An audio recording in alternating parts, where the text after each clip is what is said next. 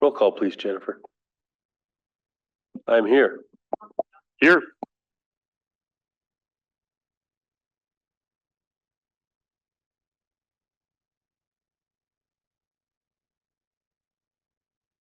Here. Una. Present.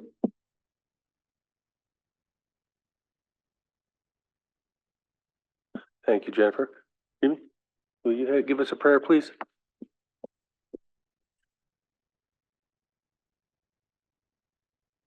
Not much, grandfather. Grandfather, today I call on you to ask you for your guidance to guide us and to show us what we need to do for our people, watch over our people, and to do what's best for them. And ask you to look over the children, the elders, watch over them. They're getting, keep them in your heart, keep them in your mind. We ask you that just keep everybody safe as they travel, if they are, if they're not.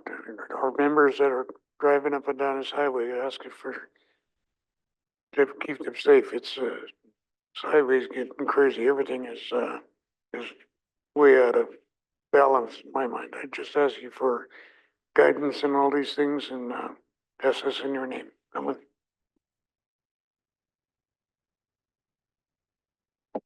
Thank you, Jimmy.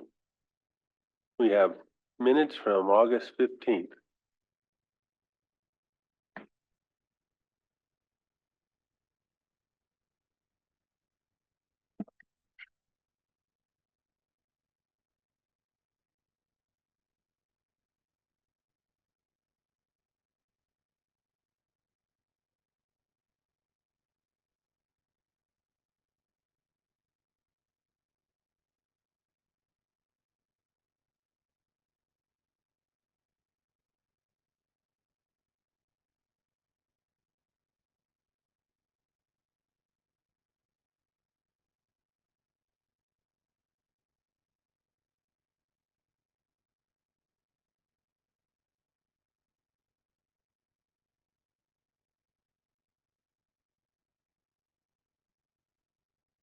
Morning, Lynn.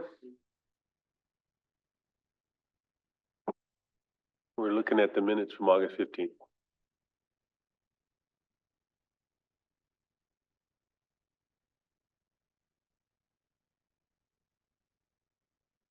Make a motion to approve. Any Mo- corrections? Motion by Martin to approve the minutes, second by Tom. Any other discussion? All in favor? Okay. 2, 4, 6, 7, 8, 4, and Jimmy abstains. We have an agenda. Any additions to the agenda? Tom?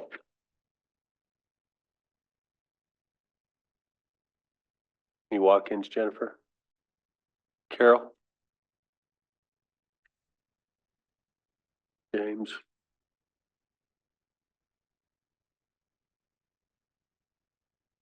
Daniel?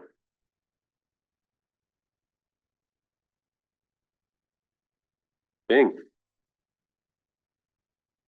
Have a busy morning.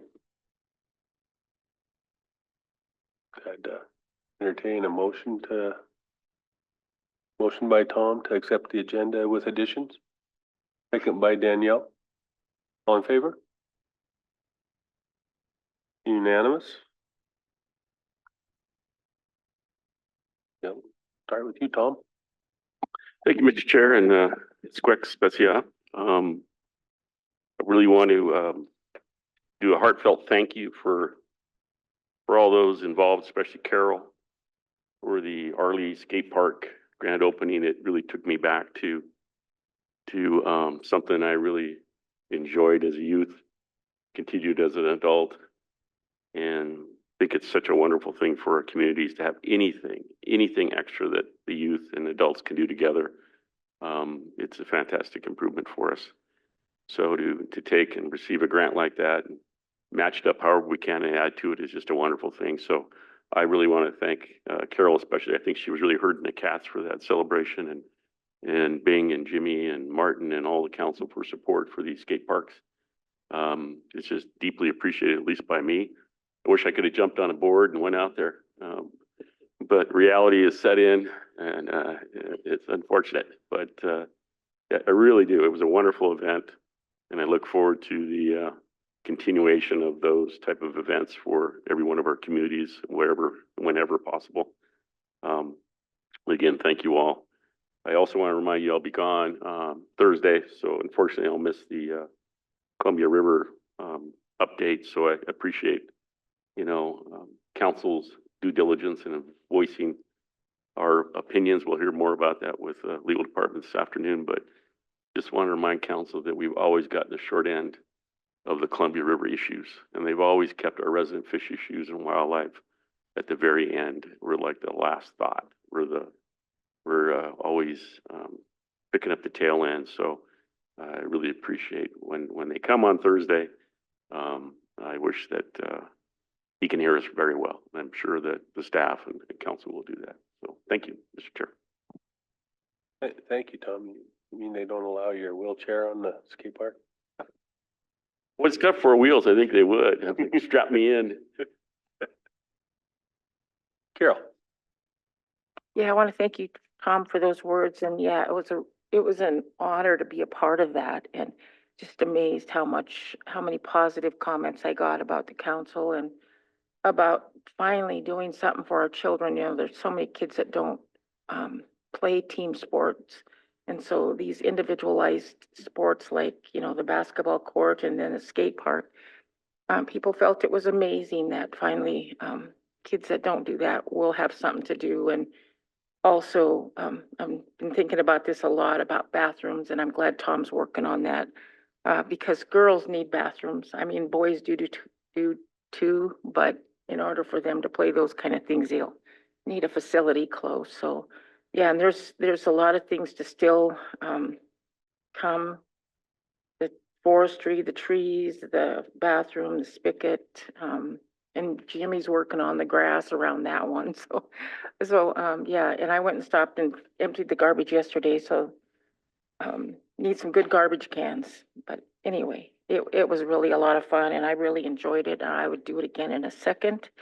And it all came together, with fire. I mean, there's so many people involved. Fire control was especially, I honor them, and Pat Matt, who brought a lot of stuff down. So, and then all the council that was there, I just really appreciate it. And I know not everybody could make it, but that's okay.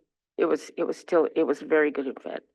The one thing I wanted to bring up, I plan on making a list of all the things that still need to get done, and then hopefully get it to the council, and so you can know what's coming and what's going on with that. The other thing is I seen the executive staff's minutes, and I was just curious of why Jordan Thompson was reaching out to the tribal court. Does anybody know he was going to have Patricia Hibbler set up a meeting with tribal court?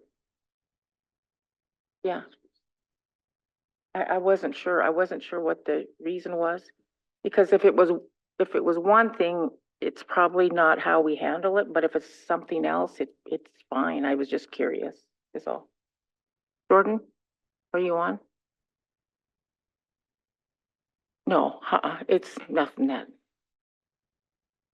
I was just curious because usually if we're reaching out to the court, we keep that arm's length, and we usually have Dan Decker handle that. But like if Martin said it's a grant and they're trying to figure out logistics of a grant, I understand that. What is CTAS?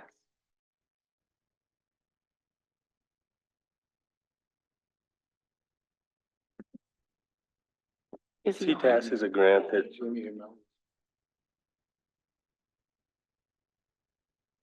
Oh. Jordan?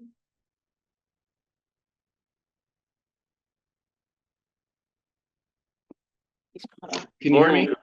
There Oh, we now go. I can, yeah. Yeah, Great. Jordan, I was just looking at the executive minutes, and I was just curious about you having Patty reach out to the tribal court, which I think you understand that we always have that arm's length between the council and our entities with the tribal court, but Martin just said it was because of CTAT and you were just trying to figure out logistics. This one's on Tawahe. They have a big award from Tawahe, but then $200,000 of that award goes to the tribal courts. And so Chief Judge Pluff has been trying to figure out how to spend that funding, but hasn't gotten a response. And so he's been trying to set up a meeting with Patty and Ruth Swaney just to see what the parameters are for him to be able to spend that. And so I just wanted Patty, Ruth, and Brad to sit down so everyone's on the same page about that grant, because Patty applied for it, got it, but like I said, the courts have a chunk of it, and so they're just trying to understand how to spend that. Okay, awesome. Thank you. Yep. It's my understanding that Tawahe is a pretty wide open grant. We can actually decide how we want to spend that. So that's cool.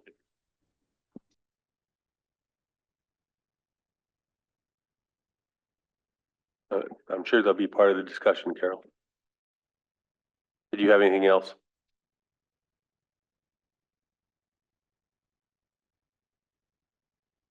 Was that all you wanted, Carol? Thank you. James? Just a reminder, this weekend I'll be going to Portland to attend the memorial service for Will Wyndham. He was Chief Justice of the Appellate Court after Joe Moran had passed, and he was a Justice of the Appellate Court as well. So that's on Saturday. So I'll be traveling over for that.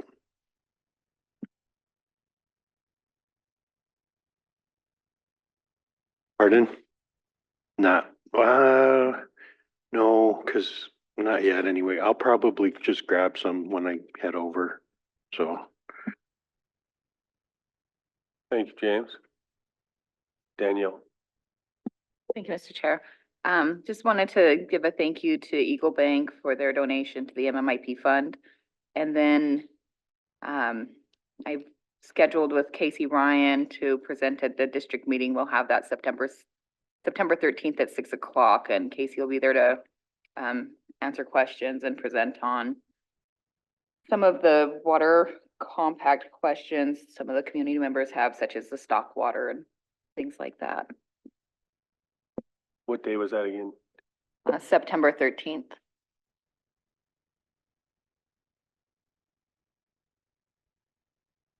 That's all. Thank you, Danielle. Bing? Thank you, Mr. Chair. This morning, before I came to work, I had a call about one of the neighbors above me had a big pine tree fall across her house.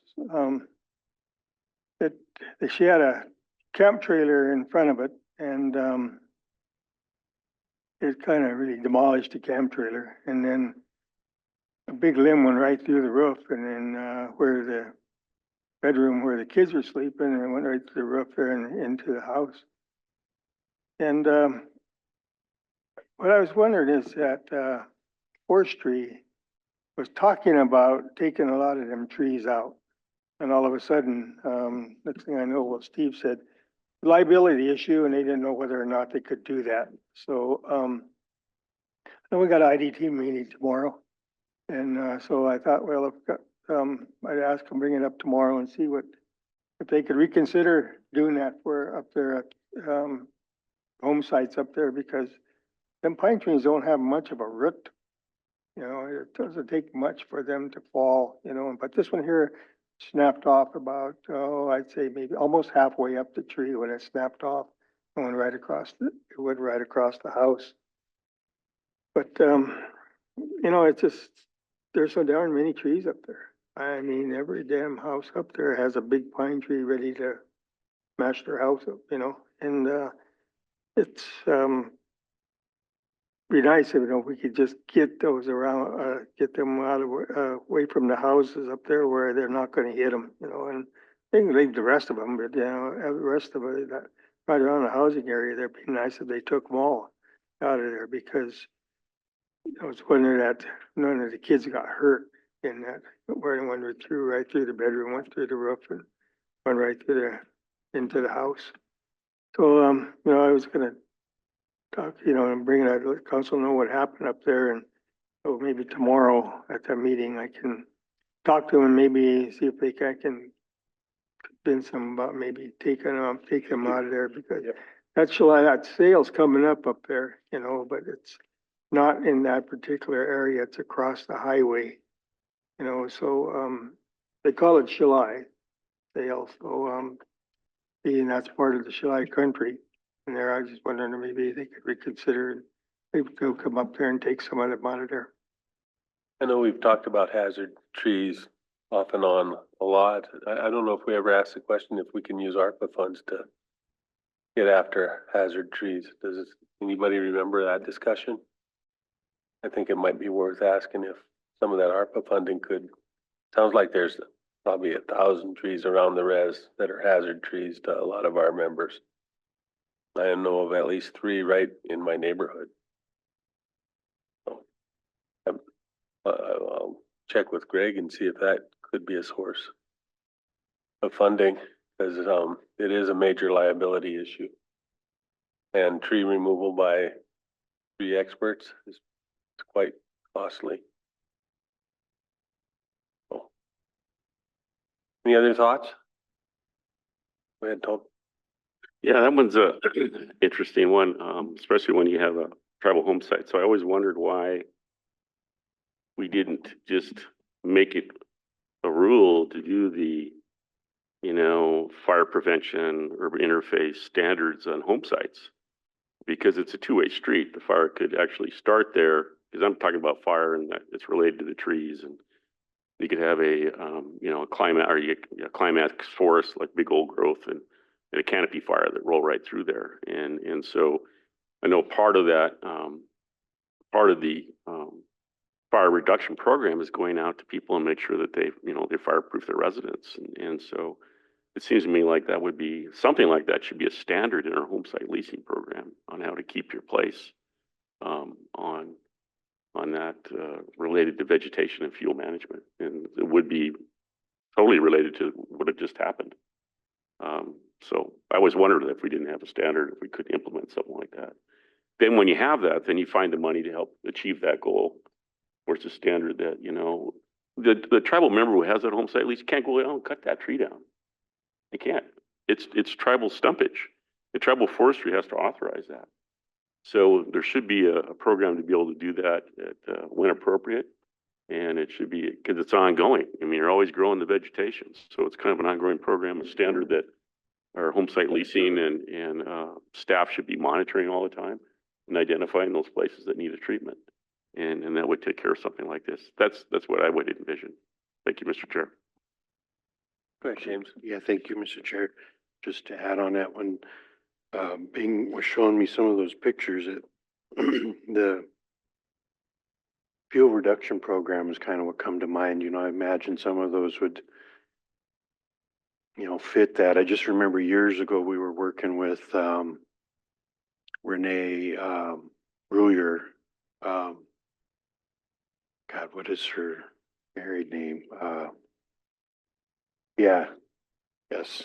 You know, they were having issues, and that was part of the program we had to help her, was the fuel reduction program. So it seemed like there'd be a way they could help in some circumstances. I know some places where it's probably not as advantageous or near a heavily forested area, but it seemed like there'd be, particularly in July. I mean, there's a lot of fuel reduction that could probably be done up there. And you know, how hard would it be to just, okay, let's take that tree out while we're here. Anyway, thanks. I do know we had a tree outfit in to clean up a tree that's close to my house, and it was $1,800 just on one house or one tree. Go ahead, Martin, and then Bing. And I know Janet Camel hired a company to get trees out of what is now the Gray Wolf Trailer Court, formerly Corey Hawken. So she has some familiarity with that, but I mean, either we got to start doing that or buying everyone insurance. And I mean, you've seen it the last few weeks, these storms are getting worse. you know, then we look at the Mission Mountain kind of zone as well that we're gonna have to start tackling, so. And that's the groundmen that we're training, you know. Couldn't they assist with that? You know, like a lot of the tree trimmer, you know, we asked Zach about that and I understand them protecting their lines, but you know, couldn't we have a feeder program somehow with them as well to teach people how to, in forestry, you know, to take out trees and do it correctly and how to cut down a tree correctly? Bing and then Carol. Thank you, Mr. Chair. Just to follow up with this, you know, it's just, I know these people don't have a lot of money to do this, and I don't know what they're gonna do to, fix their place, you know, and I know the boys used to have a lot of logging equipment, you know, but I don't know whether they have that equipment anymore. You know, and then it's, cause they used to work with old George Biggs a lot, you know, and, when I used to software him, he used to run that equipment and whatnot, and they used to have a little bit of equipment after they left old George up there, you know, but, I don't know, that's a pretty good sized tree that's laying on that house, you know, and then that camper trailer that's there in front, and I don't know, it's gonna be a job just to get that tree off that little trailer, you know, and get it out of there, cause it's completely mashed in that little trailer. And,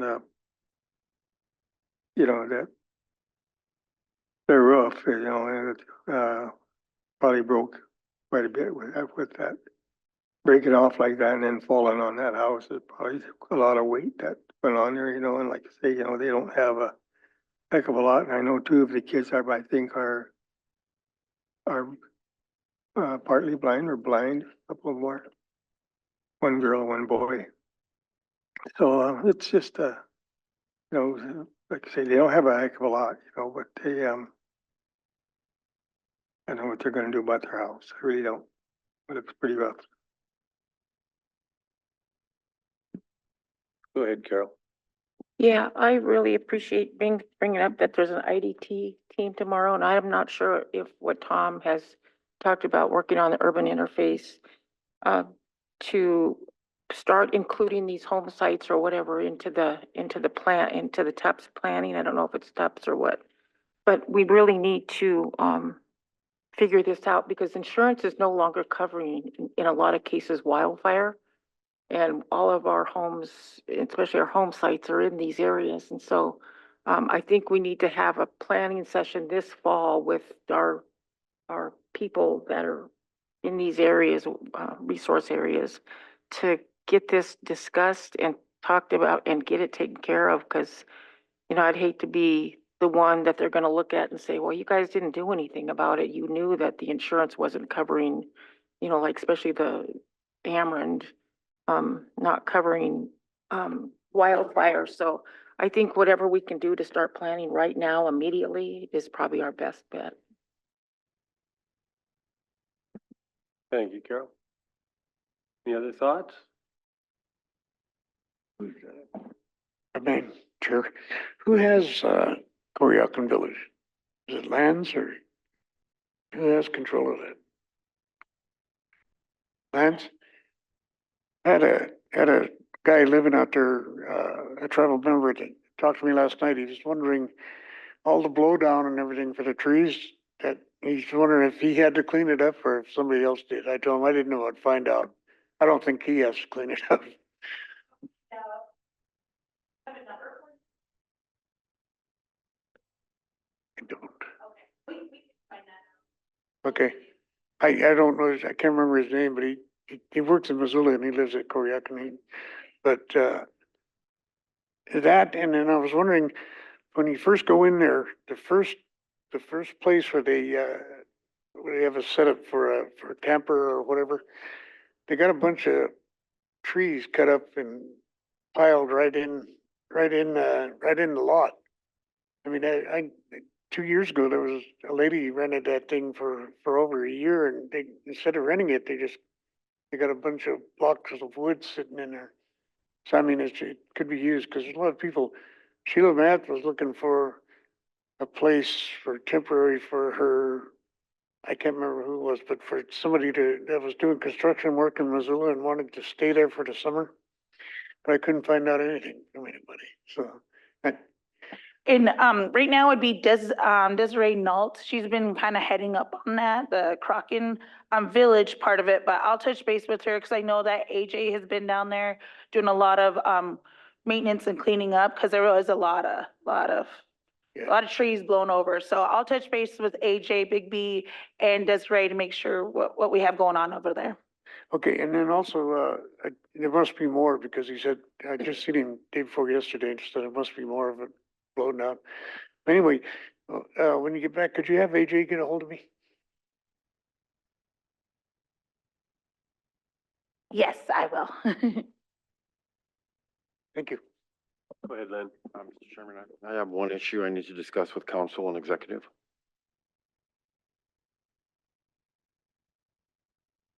Go ahead, Tom. Thank you. Sorry, Mr. Chair, I forgot one item. I wanted to make sure council was aware of this. Today we have an organizational meeting right before lunch for the International Joint Commission on the Elk River water pollution issue for the Kootenai River. One of the items that I was going to ask those folks, and if council thinks it's okay, is that I've been approached by some journalists and some other activists in Canada to keep the media pressure on, and it's basically hosting a panel with experts to keep the issue going in Canada, so they don't step off the gas, as it were. They've asked me to be a panelist, and maybe others from down here, at least the Kootenai Tribe of Idaho. And I don't know, as a member of the governance body, whether that's doable, but I'm going to ask that question if council thinks that's okay. One of the big things, of course, is getting the governance body and our scientific panel in place to address this water pollution issue coming from the coal mine. But a lot of times you don't keep the noise up, they step back, and we're already kind of getting an indication from the British Columbia's government that they're trying to do that. And we have a new purchaser of everything, that's Glencore, and that's the largest mining company in the world. And they bought out Teck. And so there's a whole new paradigm for us. So if council was okay with me pursuing that, if it's okay as a governance body member to do that, I would be happy to do that. Thank you. Is there any objection? Doesn't look like we have any objection. And when I last talked to Mark Gauthier, he said that BC government folks had backed out of the Juneau trip, so they're not going to that conference. And then, as I mentioned the other day, he was wondering if we would want to host the next transboundary mining conference, and he would like to know that by the time this next conference, end of the month here. So I don't know the best way to go about asking that question other than should we do that? I would imagine the next one would be May, June, or in that time period. Any thoughts? CUT, what is that? The Unified Tribes, they often put a lot of money into that. So it probably cost us some, but not all of it for sure. So, any objections to that? Making the steps forward. Cool. We'll look at that then. Yeah. Yeah, Mr. Chair, I know that there's also some foundations that support that. So they actually bear most of the costs of the what UCA has done to host the transboundary mining issues with Canada. So I think we'd probably be almost nearly a free event, but I think we'd have to saddle it with the Rich Jansen shop to be the organization behind it. Thank you. Sounds good. Thank you. We'll go out of regular into executive. Well, we'll get back underway here. Good morning, Tara. Good morning, Mr. Chair, Tribal Council. Before I start with mine, which will be on page 3, I just wanted to do a quick update on the Karakin Village. So I did touch base with Desiree. They did a bid out for Indian Preference to do the cleanup of all the trees. So that closed just this last Thursday. So they will probably be coming in this week to get approval on that. So just a quick update on that.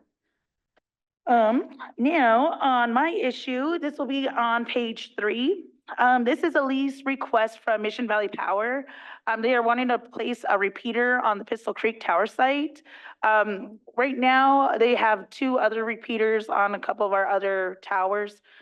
They had an issue this past year, a couple of issues where they were out, in about lost signal. They didn't have, the actual means to talk, and a guy got stuck, one of their employees.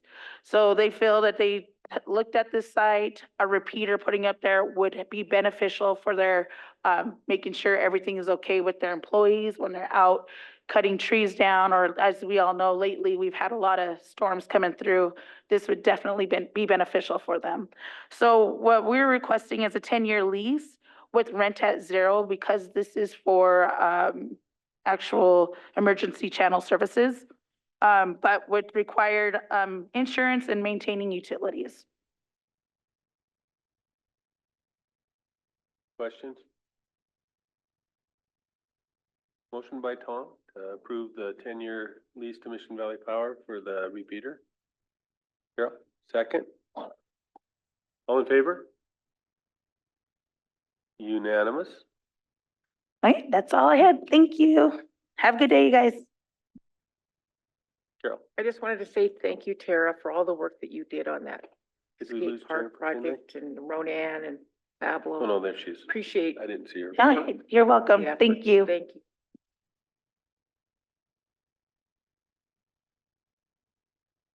Morning, Pete.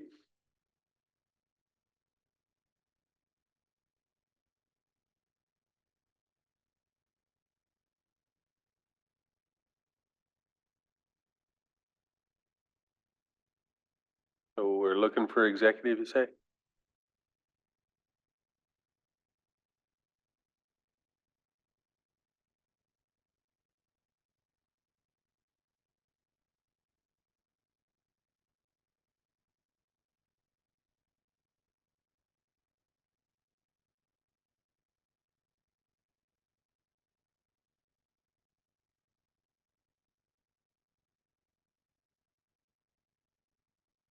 Yeah, if you'd engage your microphone there.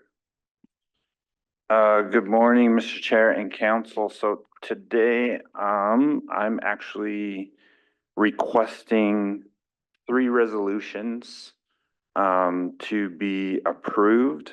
The first one is for our plan of operations, and the other 2, one is a bank resolution, and the third is a resolution to sell a individual trust property, which we had discussed in Lands Committee probably 3 weeks ago. So I'll just kind of go into presentation.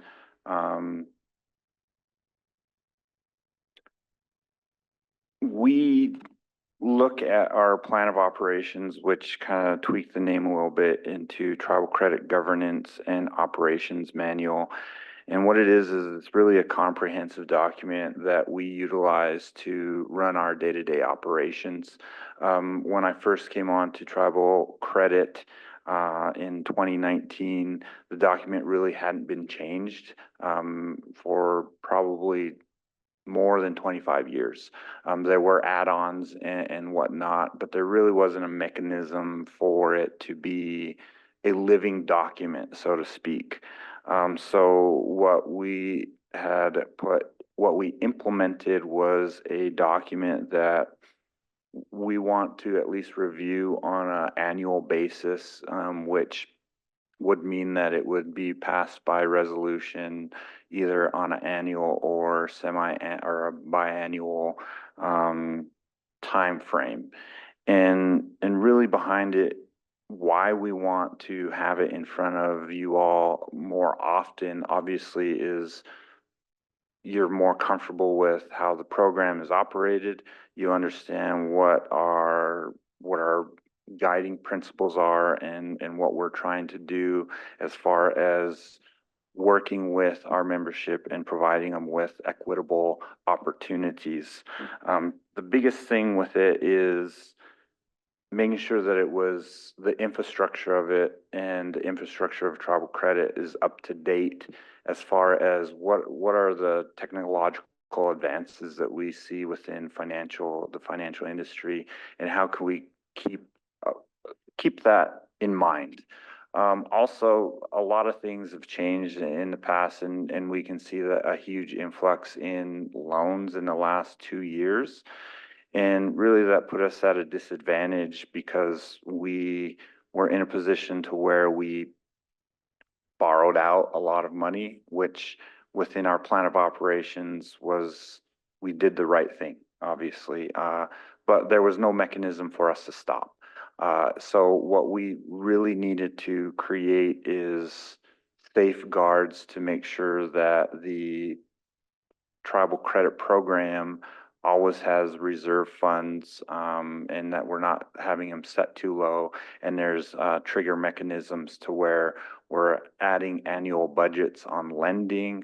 We're adding reserve requirements that are triggered on certain events as far as if our percentage of assets is, if we're lending too much money out, right?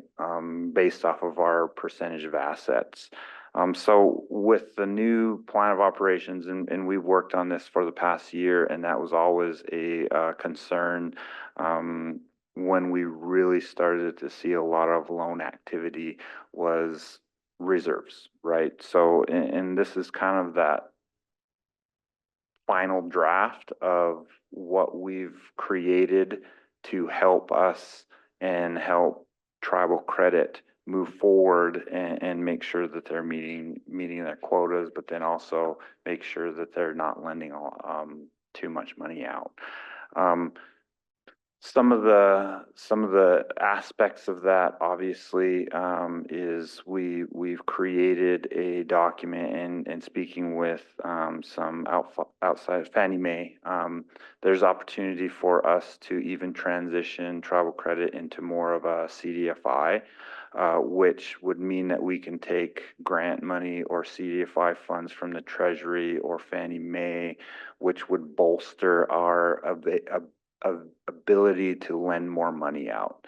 And really the framework that is put within this plan of operations is designed so that if and when that opportunity arises for us to become more of a government type CDFI, that we're able to take in those funds and be able to lend them out.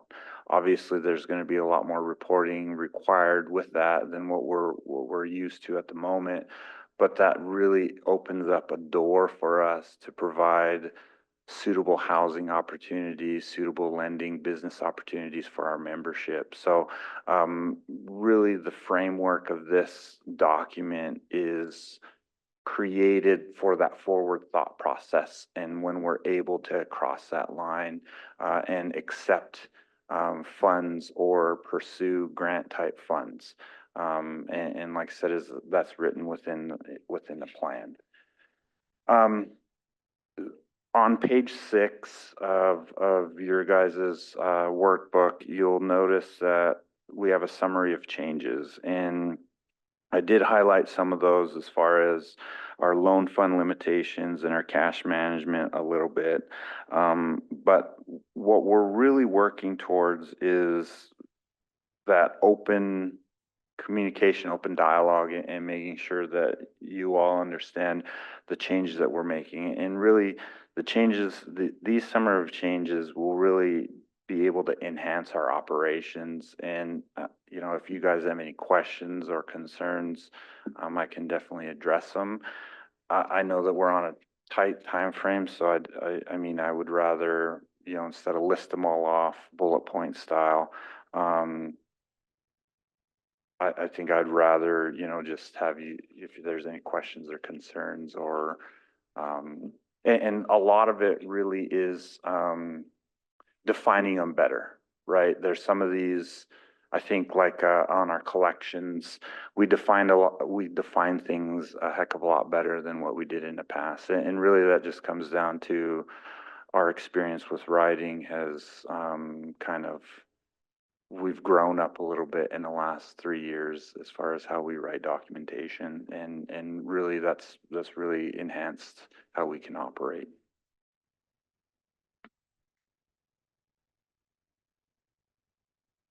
Any questions for Pete? Yes, Mr. Chair. Go ahead, Carol. Yeah, I almost got through the whole document, but I never, it was at the point where you could lend to children, or it said something about minor loans. No, no minor loans, no. Okay, I didn't get there, but I Okay. wanted to get there to see, is there minor loans? No, So, and okay. typically, yeah, we will not lend to minors. That's just And smart that's business. appropriate, I Yep. think, you know, nobody else does, so why would we do something like that? But I just thought maybe you had a unique plan, but I didn't get there yet, so, and the other thing was the thing I mentioned, debt to Debt to income. income ratio. Yep. Yeah, and I like the way the whole document is put together. It was, I was impressed, really totally impressed with the update from when we used to have tribal credit, and no knock on them. I mean, we've got new people with. Right, and now it's a different time too. Educations Yep. and can put all this stuff together, and I'm really saddened to see that, seen that you're leaving us. Yep. Why? No. No, I get it. I mean, you know, if things are better for you, well, it is what it is, so. but- Well, and it's opportunity, right? I mean, it's a higher calling, so to speak. You know, I mean, opportunity to really help Indian country in a manner that is going to be basically the framework that we've created with travel credit is going to follow me into a national level. So, I mean, that being able to help individual tribal members and tribes with access to capital, access to land, with the point of conservation and food sovereignty in mind is important. And I mean, I've expressed that quite a bit while I was here. I always felt that maybe my role wasn't big enough because pretty much essentially I've run out of things to do in credit. And that's why I move forward and look at other things. Well, I'm happy, and I think we're very fortunate to have you going to this other location or whatever job. Oh, you for take, sure. yeah. And I think that, you know, our biggest, right now, just our biggest focus obviously is we still have fractionation issues within Indian country and within our reservation. And what we're looking at is how can we help tribal member producers navigate those, and then also provide some sort of funding, whether it's through grants or loans, to be able to help them consolidate property without, you know, it moving out of individual trust hands. And working with the USDA and the BIA is, you know, pretty fortunate because we can set policy that will help guide our federal system into helping our tribal members. So I think that that's the exciting part of moving into that position. Okay, and I got one follow-up. I got a tribal member with a situation with taxes. I'm gonna get with you, Pete, and see if there's some kind of unique thing we can help this elder with. She's just really embarrassed, and she's also scared. And I don't wanna see an elder like that. Oh, sure.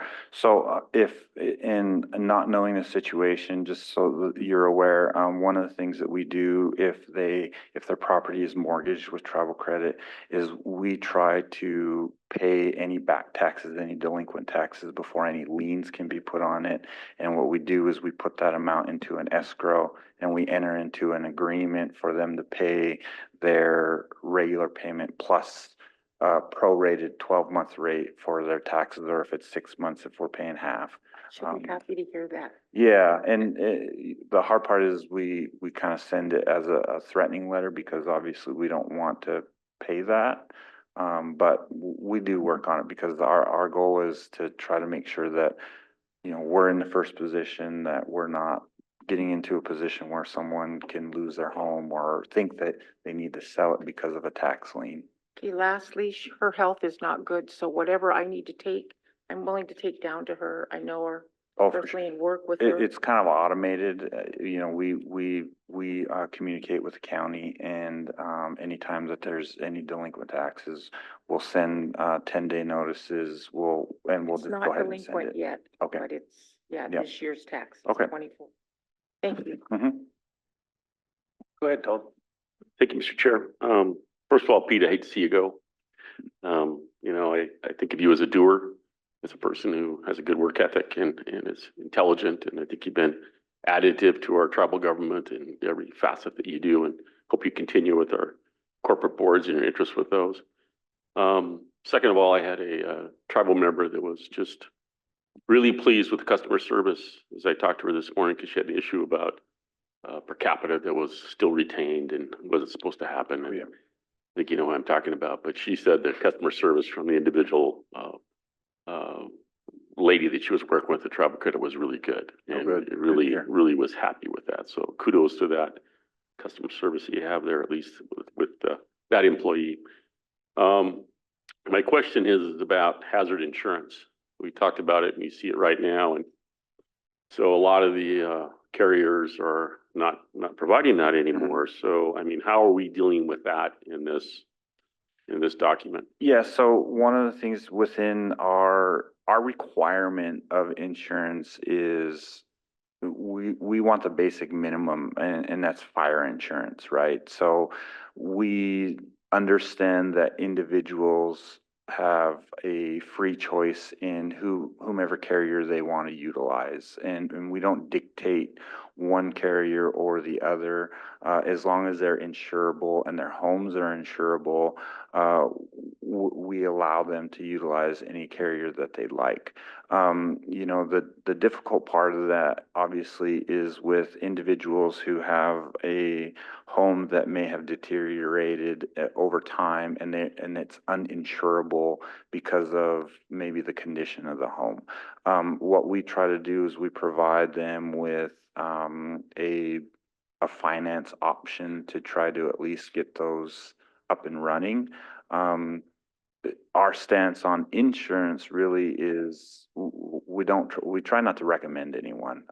We know who we work with, and we will let them know, but we really try to have people like bundling. If they can bundle their insurance with their car insurance or whatever, I mean, that makes sense. Sometimes you're going to pay a premium. Sometimes you'll get the best rate. Some regions in the country are not providing wildfire insurance. Right. Or wind insurance or flood insurance. And so It's definitely a concern. I think, and I know I brought this up, there was a meeting with Ameren with risk management, and actually Ameren, we own whatever percentage of that company, and they don't offer some of the insurances that we need in Indian country, and that was the whole premise of why they were created. You know, I would definitely like to encourage, the board of directors to relook at their business strategy and their plan, because if we're unable to help our harder to insure individuals or properties, then what was the point of having that company? A lot of folks feel like there's a price gouge with them as well. So, a lot of folks don't understand insurance, so we try to coach them through it to where, Ameren isn't the only choice. You can look at other options, shop around, ask 3 or 4 different insurance agents so that you understand and know. So we do try to do a little bit of coaching in that manner, just so that they can understand and look at, I know like State Farm just absolutely does not lend anymore, or not lend, insure, in our area. Go ahead, Carol. Being on the Ameren Cell Commission, that's exactly what the board of directors does tell people to go out and shop, and Right. see what you can get. A lot of times they do come back, and right now there is a moratorium on homeowners and renters because of the the situation with Ameren Right. and, Well, and it's all of that. underwriting. Yeah. So they, I mean, Amerend and Bishop, State Farm, you name it, they have to have them underwritten. And it's the underwriters who are putting the pressure.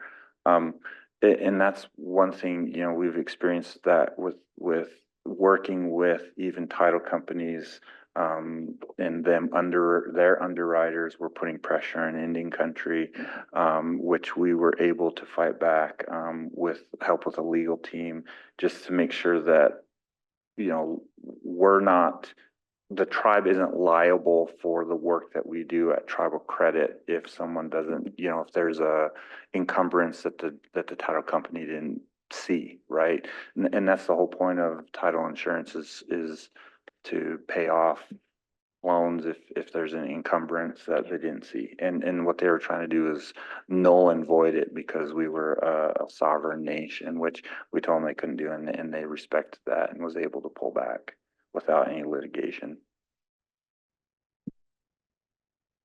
Is there, Mr. Chair, is there any consideration for the built design of say a house where you would waive the requirement for wildfire insurance or wind or flood if you're not in a floodplain? No, I mean, like you said, we're bare bones, right? We require fire insurance, and that's whether that's wildfire insurance or leaving the stove on and the house burns down. It's just fire insurance. We do recommend full coverage, obviously, or just say if it's a fee property and they have rentals, we would like them to have that additional coverage or some sort of liability. But we haven't waived any. And in some instances, just like the taxes, is if insurance isn't on the property, we will put it on a blanket policy. Just for instance, we've had in the past homes burnt down by wildfire and there was no insurance lapsed by 1 day. And you know, the individual's out, you know, $50,000-$60,000 in their structure. And they basically, I mean, they're either going to pay it back or walk away. And they chose to walk away, which now we're in a position where we're writing off because the home was on a home site lease, the home site will not be renewed, just because of the area that it's in. So the only option that we really provide is putting it on a blanket policy when it's not insured. And then if it's uninsurable due to the condition, we ask that the individual utilize their equity and, you know, fix it up. Fire danger, fire hazards. I mean, obviously, if we're in an urban interface environment, definitely would encourage, haven't run into it yet, but encourage them to work with the, you know, Division of Fire. I know that they did a lot of mitigation as far as just letting you know what the homes, if they're in those areas, if they need to clear certain types of brush or pine needles. I think that those programs really helped out, especially when we've seen in the past, when we've seen wildfires just come and detriment homes.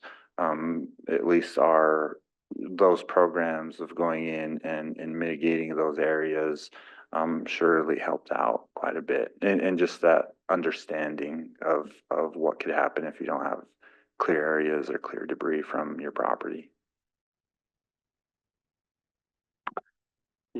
Sure. So we're into that up to our eyeballs around here, you know. So is there any, in dealing with the insurance companies that could be recommended if you did, is there any parameters for the site conditions that a homeowner would need to achieve to get a reduction or even be able to qualify for wildfire insurance or wind insurance? Do you know of anything like that, Pete? I don't. I was just bringing it forward because we talked about it this morning about home site leases and trying to do that urban interface and mandate in the homeowner's lease that we would do that with forestry and have a design standard or that we would try to achieve with that homeowner on that tribal lease as a starting point. Yeah, you know, I don't know what could be mandated in that environment.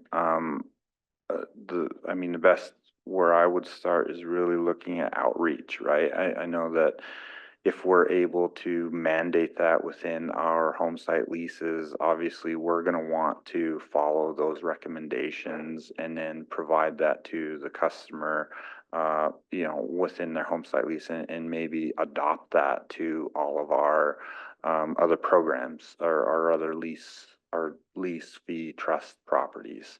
I think that obviously anytime that we do good outreach and communication with our folks and keep it top of mind, especially this type of year or at least in the spring, that's a benefit to our division of fire control and pretty much all of our firefighters. And maybe there's a coordinated effort that with volunteer fire departments that could be done to be able to help with that, and in all reality, like Devlin and CT, they do pretty good with outreach anyways, and maybe that's something that they just need to create within their program or restart within the program, because I know that, several years ago, that was a top priority thing.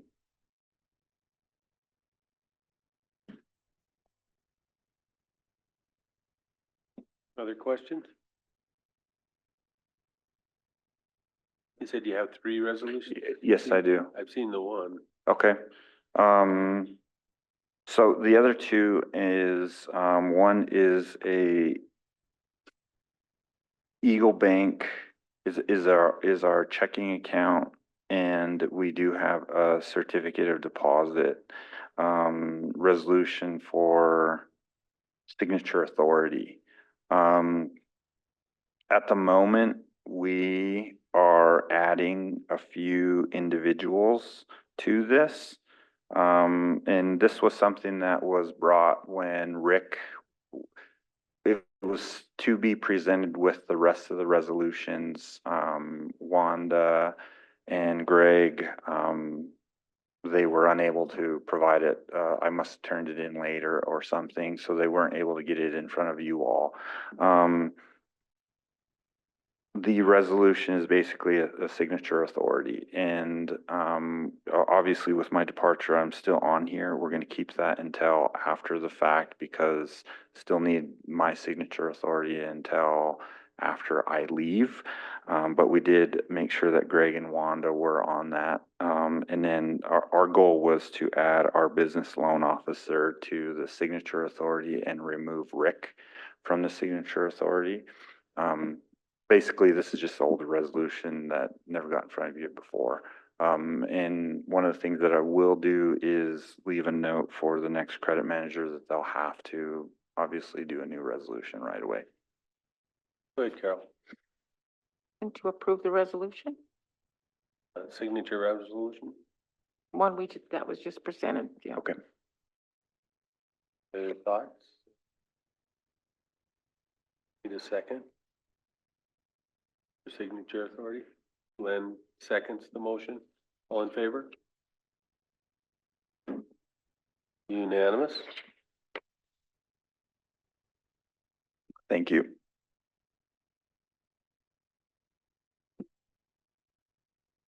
Yes, it is.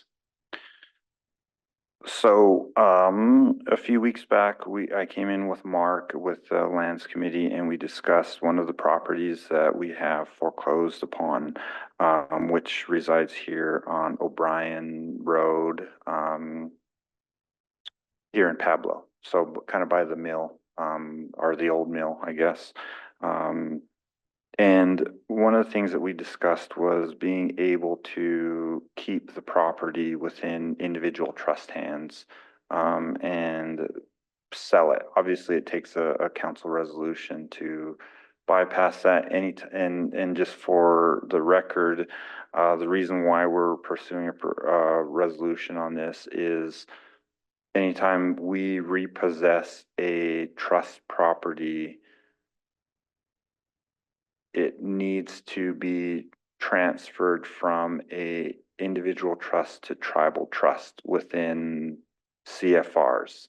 Working with the legal department and lands, any foreclosed property that goes to we have the opportunity to resell that as individual trust.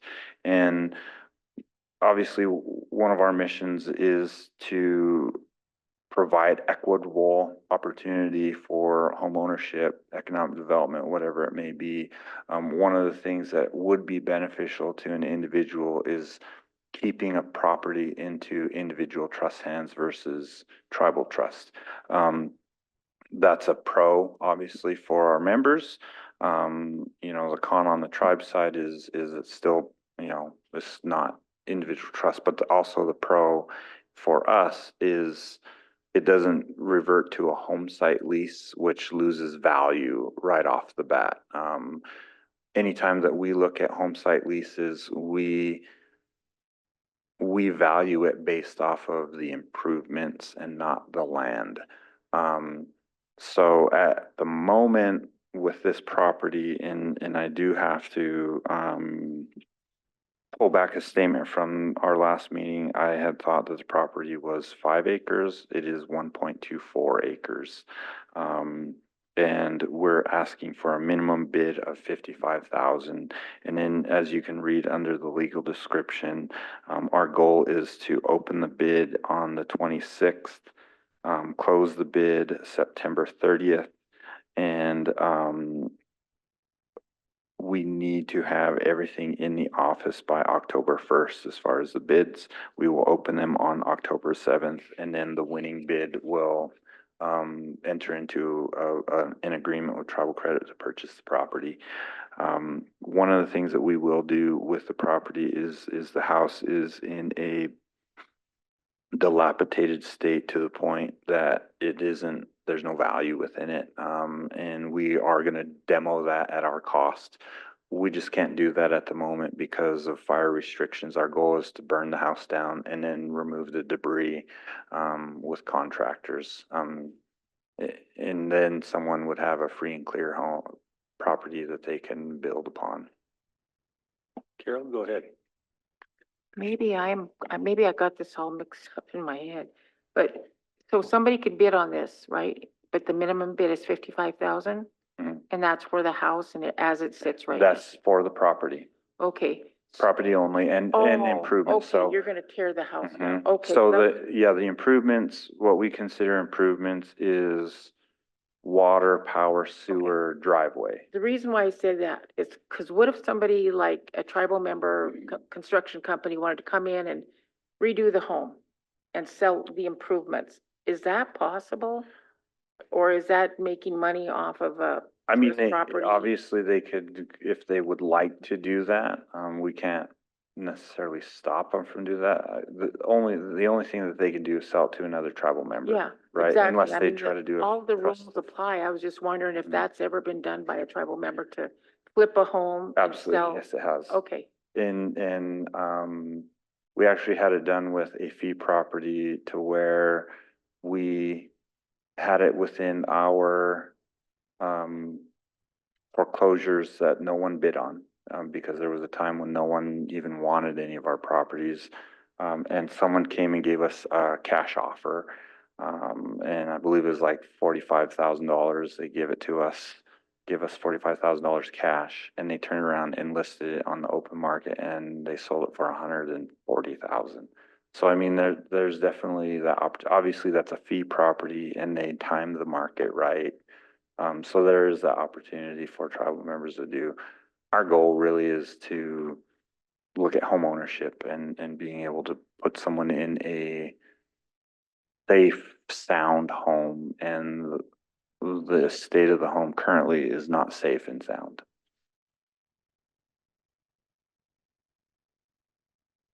Other questions about the resolution? About the house or the property, actually? Motion by Carol to approve the resolution. Second by Martin. All in favor? So the one resolution that we did not pass was on page 5. Yep. Go ahead, Tom. Motion to approve the Tribal Credits Governance and Operation Manual as updated August 6th, 2024. Second by Carol. Motion by Tom. All in favor? Unanimous?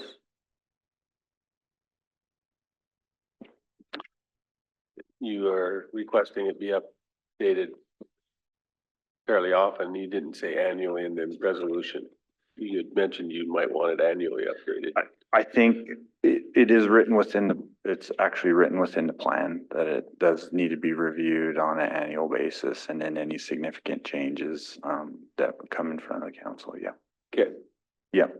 So I try to cover the bases as much, it's one of those things with this is it's kind of our lifeblood in how we operate travel credit. It's important to us and definitely have eyes on it. And one of the things that I try to do definitely is see what's worked and what doesn't work. And if it's not working for the program and if it's not working for our customers, let's try to tweak it to where it does work for them. And that's the important part, because if we don't, then it sits and it's 25 years before we update the next one, right? And that's not good for us, obviously, because everything changes rapidly and we needed to change it rapidly as well. I understand that. I just left me wondering why you didn't just leave it as an annual operating plan. Yeah, I mean, I probably should have put it in the resolution, but It's okay. all right. It is. Thank you, Pete. Thank you, guys. Yeah, Jennifer. No way. All right, thank you, Mr. Chair, Council. So a part of the repeater is I would like to request a waiver of the bond because it is set at zero rent. We would just like to get it approved that it's the bond is at zero or waived. Any problems with the bond being waived? Any objection? We'll add that to the resolution. Okay, thank you.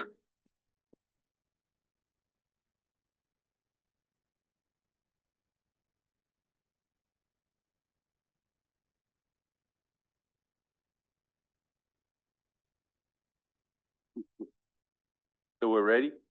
We'll go out of regular into executive. Come on up, Patricia. Patty.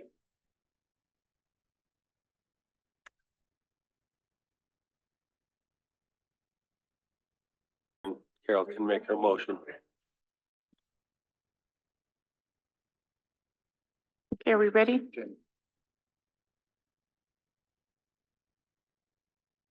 Go ahead, Carol. Okay, I'll make a motion that we go along with the recommendation of the department and the work that they have put into it, and by application and by need, and proceed with the list. Got a motion to proceed with the delivery of the tiny homes that have been listed.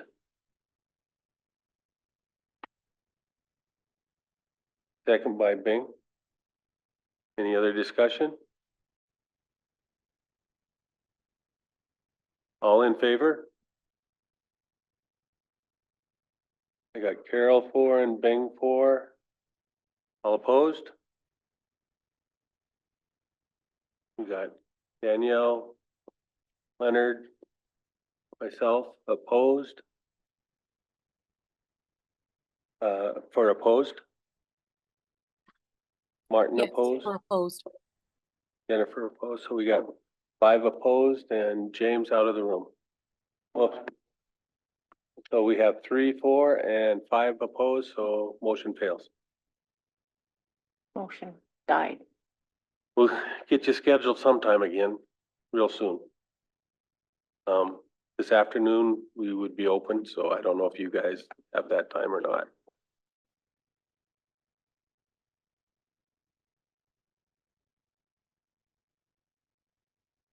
And no matter what, you guys are doing great work. I really believe that.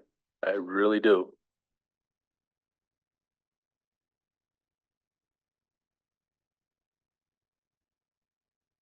We'll go out of regular into executive.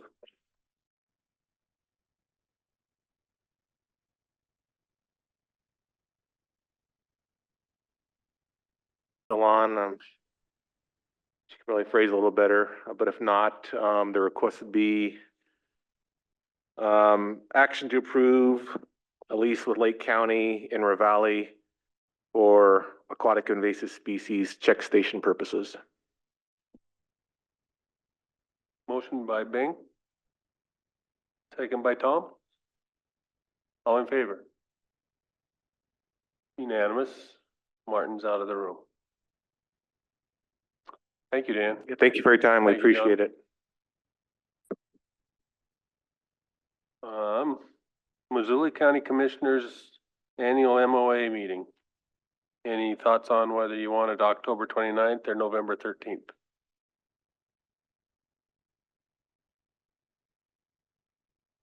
I think I'm good on either as well. October 29th is a Tuesday, that's a council day, so I would lean toward the Wednesday. Wednesday, I think November 13th.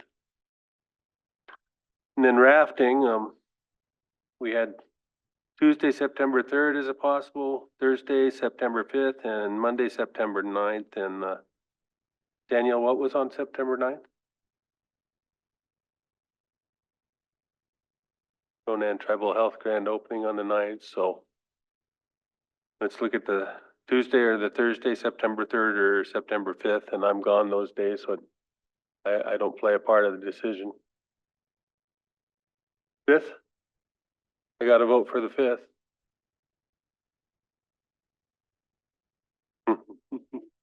Yeah, September 3rd or 5th. I'm not good on any of the days, so. Driving back from Gardner. So don't drive in the river now. I'll be in Gardner on, for the 4th, I should say. Not sure if I can get wet. Oh, that's true. No, I'm having a surgery Thursday. Vision.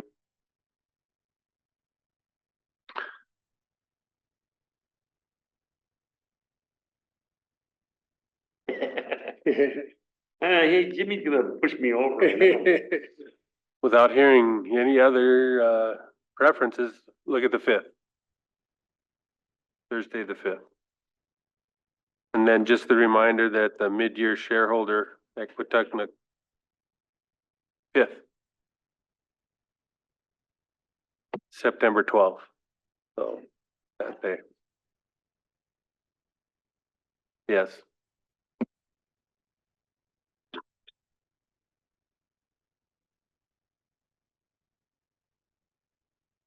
Thank you all. That's it.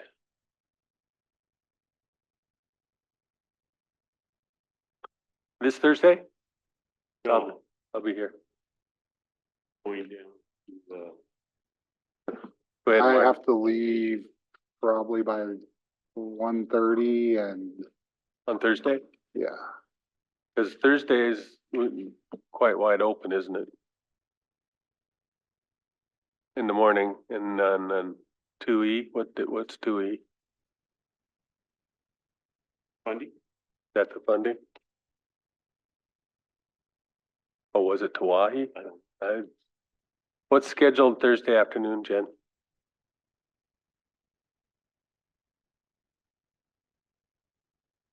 E. Jones. Look here. That's this Thursday? Just so you know, there's free concerts happening down at the Bowl, Missoula, that starts before, and there's a lot of political activity there before the Pearl Jam concert. So if I wasn't laid up, I would argue to go down to Missoula and attend those free concerts. And actually, there's just all kinds of native voices are there. There's a whole bunch of stuff happening down there.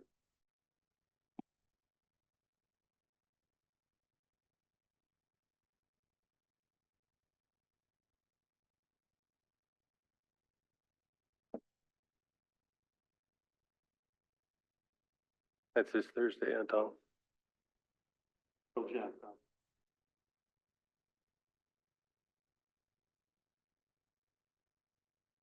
I'm here.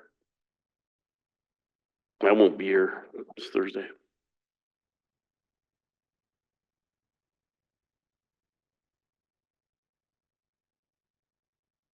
Jennifer says I'll be in on Thursday.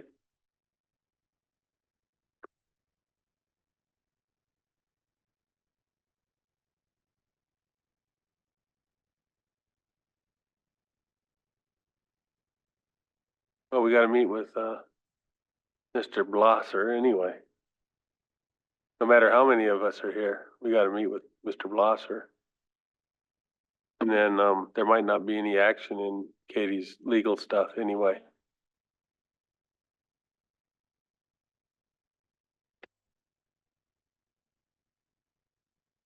Is this the strategic planning? Okay. This is the CTAS stuff. CTAS strategic planning. Yeah.